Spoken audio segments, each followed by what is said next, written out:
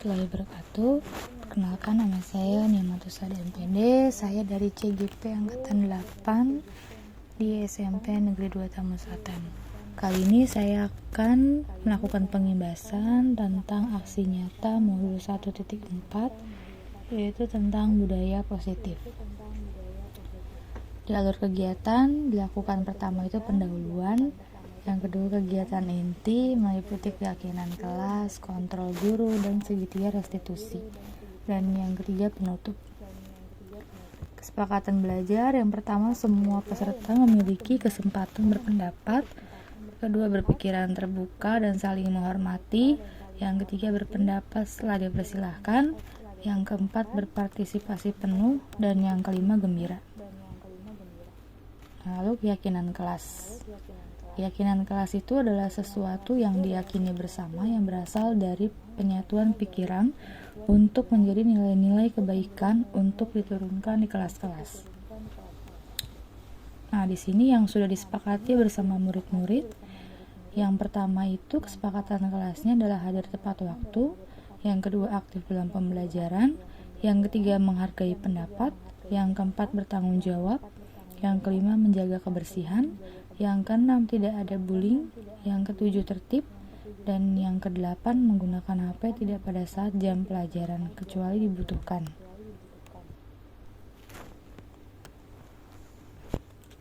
Assalamualaikum warahmatullahi wabarakatuh. Perkenalkan, nama saya Niamatus Sada MPD. Saya dari CGP Angkatan 8 di SMP Negeri 2 Tamu Selatan.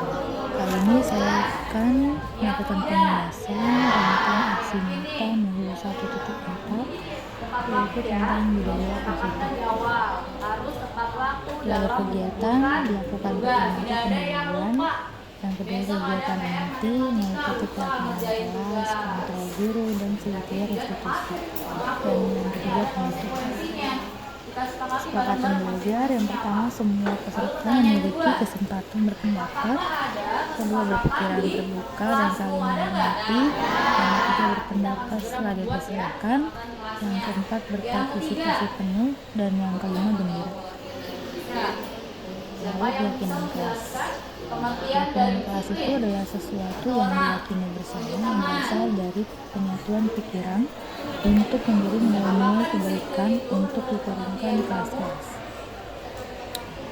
Nah, di sini yang sudah disepakati bersama murid-murid, yang pertama itu kesepakatan kelasnya adalah hadir tepat waktu, yang kedua aktif dalam pembelajaran, yang ketiga menghargai pendapat, yang keempat bertanggung jawab, yang kelima menjaga kebersihan, yang keenam tidak ada bullying, yang ketujuh tertib, dan yang kedelapan menggunakan HP tidak pada saat jam pelajaran kecuali dibutuhkan.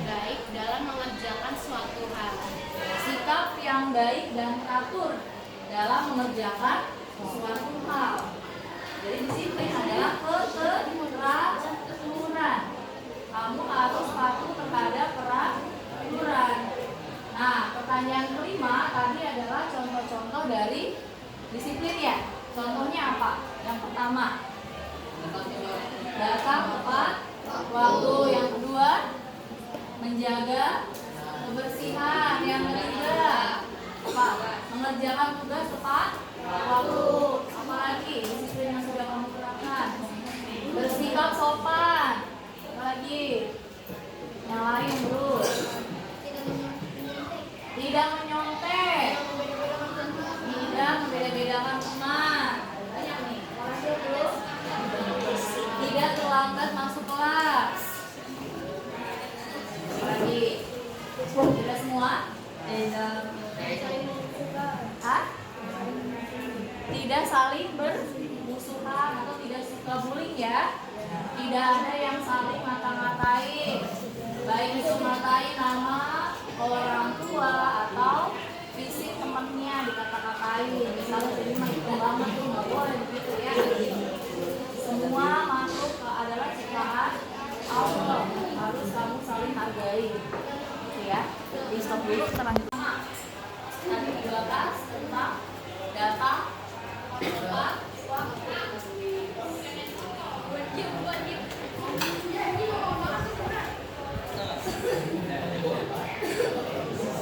Nanti tidak boleh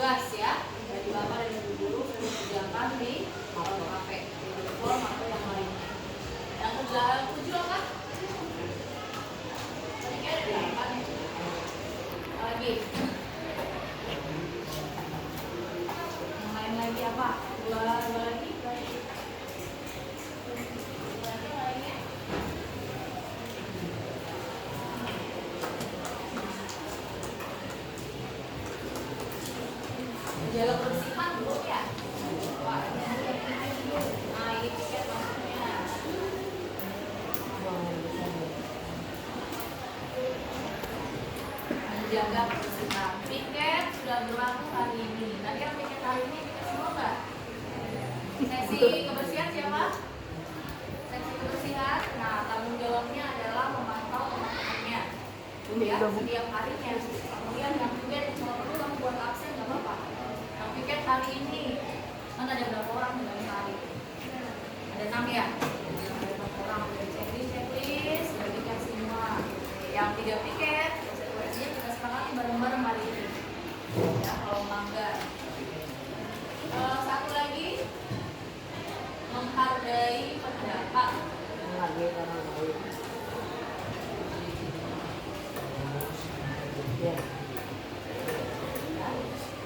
Nanti kalian akan banyak presentasi di depan, jadi harus saling menghargai.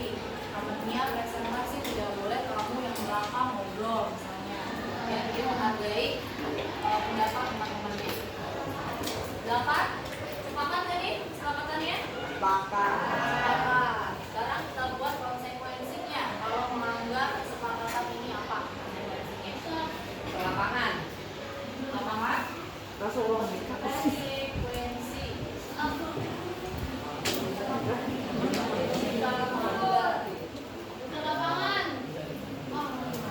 Muterin lapangan 500 kali. Dari yang rendah dulu berarti ya. Yang rendah dulu harus diapain? Nyambung.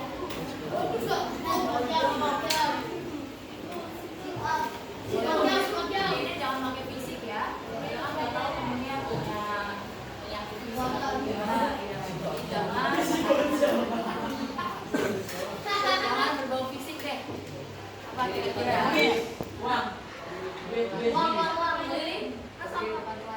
Berdiri depan kelas selama jangan terakhir atau kasihan banget. 1 jam pelajaran berarti ya. Berdiri di depan kelas selama 1 jam pelajaran. Jadi kalau nulis sambil berdiri itu ya selama 1 jam pelajaran.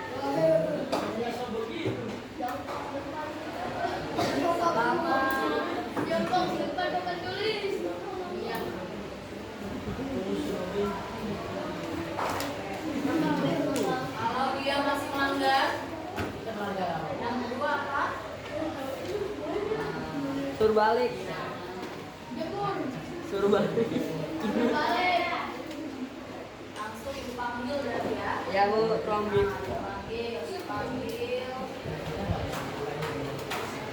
Suruh balik. Nah, kalau sudah dipanggil berarti nanti berhubungan sama orang tua. Kamu langsung bilang ke mama kamu berarti kamu ngelakuin hal ini lah. Ya, si Gavin misalnya main HP di kelas, langsung bilang ke orang tuanya. Berhubungan orang tua. Oke ya, sepakat? Jadi tahap pertama kita masih rendah nih, depan kelas dulu, belum bilang orang tua nih. Kalau ternyata dia masih melanggar, langsung hubungi orang tua. Gitu ya, sepakat? Sepakat. Berarti tadi 1, 2, berarti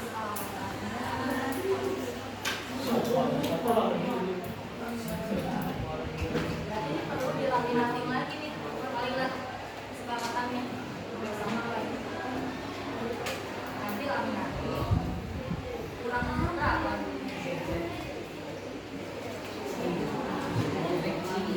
Kita bebas putusan bersama-sama 1 orang di nanti dulu. Datang tepat waktu. 2. Aktif dalam pembelajaran. 3. Mengerjakan tugas tepat waktu. 4. Tidak membuli. 5. Bersikap sopan. 6. Gunakan HP dengan bijak atau seperlunya. 7. Menjaga kebersihan. 8. Menghargai pendapat. Jika melanggar ini, tetap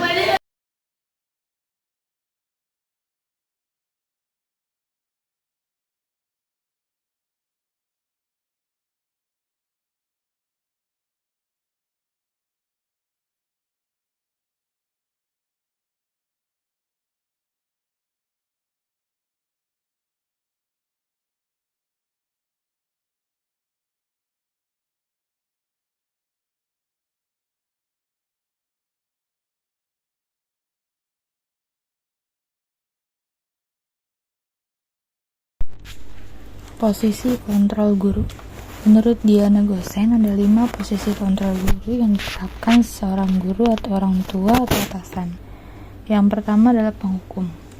Di sini, seorang penghukum bisa menggunakan hukuman fisik maupun verbal.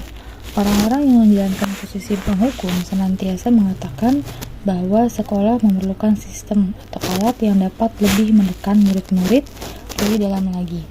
Guru-guru yang menerapkan posisi penghukum akan berkata, patuhi aturan saya atau awas. Kamu selalu saja salah. Selalu, pasti, selalu dan terakhir selesai. Nah, penghukum biasanya ada suaranya tinggi, bahasa tubuh, mata melotot, dan jari menunjuk-nunjuk menghardik. Kemudian yang kedua adalah pembuat rasa bersalah. Pada posisi ini biasanya guru akan bersuara lebih lembut. Pembuat rasa bersalah akan menggunakan keheningan yang membuat orang lain merasa tidak nyaman, bersalah, atau rendah diri. Kata-kata yang keluar dengan lembut akan seperti, Ibu sangat kecewa sekali dengan kamu. Berapa kali Bapak harus memberitahu kamu ya? Gimana coba kalau orang tua kamu tahu kamu berbuat begini? Nah, pembuat rasa bersalah itu ada suaranya memelas atau halus atau sedih. Bahasa tubuh merapat pada anak dan lesu. Yang ketiga adalah teman. Guru pada posisi ini tidak akan menyakiti murid, namun akan tetap berupaya mengontrol murid selalu persuasi. Posisi teman pada guru bisa negatif ataupun positif. Positif di sini berupa hubungan baik yang terjalin antara guru dan murid. Guru di posisi teman menggunakan hubungan baik dan humor untuk mempengaruhi seseorang. Mereka akan berkata, ayo bantulah demi Bapak ya. Ayo ingat, tidak ada bantuan Bapak selama ini. Teman ini biasanya ada suaranya ramah, akrab, dan bercanda. Bahasa tubuhnya merapat pada murid, mata, dan senyum jenaka. Lalu yang keempat adalah pemantau. Memantau berarti mengawasi. Pada saat kita mengawasi, kita bertanggung jawab atas perilaku orang-orang yang kita awasi. Posisi pemantau berdasarkan pada peraturan-peraturan dan konsekuensi. Dengan menggunakan sanksi atau konsekuensi, kita dapat memisahkan hubungan pribadi kita dengan murid. Sebagai seseorang yang menjalankan posisi pemantau, pertanyaan yang diajukan seorang pemantau biasanya, peraturannya apa? Apa yang telah kamu lakukan? Sanksi atau konsekuensinya apa? Biasanya pemantaunya ada suaranya datar, bahasa tubuh yang formal. Dan yang kelima adalah manajer. Manajer adalah posisi yang dimana guru berbuat sesuatu bersama dengan murid, mempersilahkan murid mempertanggungjawabkan perilakunya, mendukung murid agar dapat menemukan solusi atas permasalahannya sendiri. Seorang manajer telah memiliki keterampilan di posisi teman maupun pemantau, dan dengan demikian bisa jadi di waktu-waktu tertentu kembali kepada kedua posisi tersebut bila diperlukan. Namun, bila kita menginginkan murid-murid yang menjadi manusia yang merdeka, mandiri dan bertanggung jawab, maka kita perlu mengacu kepada restitusi yang dapat menjadikan murid kita seorang manajer bagi dirinya sendiri. Nah, manajer ini biasanya ada suaranya tulus, bahasa tubuh tidak kaku, mendekat ke murid.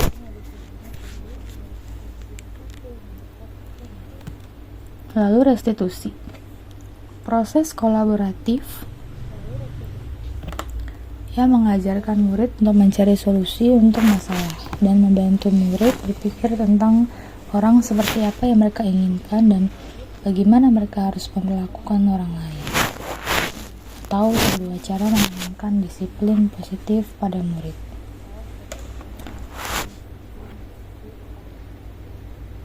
Ada 3 jenis, yaitu yang pertama adalah menstabilkan identitas, lalu validasi tindakan yang salah, dan menanyakan keyakinan. Di menstabilkan identitas, biasanya di sini perkataannya adalah setiap orang pasti melakukan kesalahan, lalu kamu bukan satu-satunya yang pernah melakukan ini. Nah, di validasi tindakan yang salah, biasanya perkataannya adalah kamu tentunya punya alasan mengapa melakukan itu. Adakah cara yang lebih efektif untuk mendapatkan apa yang kamu butuhkan? Dan yang ketiga adalah menanyakan keyakinan. Keyakinan kelas apa yang telah kita sepakati? atau kamu ingin menjadi orang seperti apa? Baik, terima kasih atas perhatiannya. Itulah hasil pembahasan di modul 1.4 tentang budaya positif. Semoga bermanfaat untuk kita semua dan kita dapat menjadi pemimpin pembelajaran yang lebih baik lagi ke depannya.